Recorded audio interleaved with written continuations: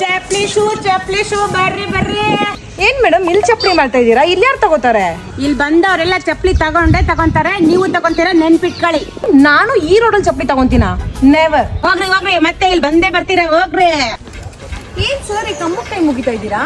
Madam ಈ ಕಂಬದ ಬಗ್ಗೆ ನಿಮ್ಗೆ ಗೊತ್ತಿಲ್ಲ. ನಿಮ್ ಮನ್ಸಲ್ಲಿ ಏನಾದ್ರು ಅನ್ಕೊಂಡು ಈ ಕಂಬದ ಹತ್ರ ಬೇಡ್ಕೊಂಡ್ರೆ ನೀವು ಅನ್ಕೊಂಡಿರೋದಾಗತ್ತೆ ಮೇಡಮ್. ಹೌದಾ? ಹಂಗಂದ್ರೆ ನಾನು ಬಿಡ್ಕೋತೀನಿ.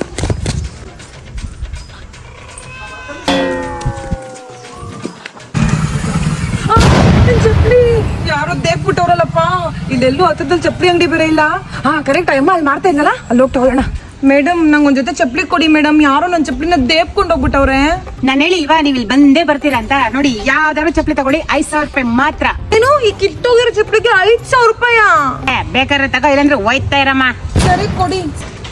Thank you madam. ತಗೊಳ್ಳಿ ಮಮ್ಮಿ, ಹೊಸ ಚಪ್ಪಲಿ ಬಂತು. ಇನ್ನೊಬ್ಬ ಯಾರೋ ಬರ್ತಾರೆ.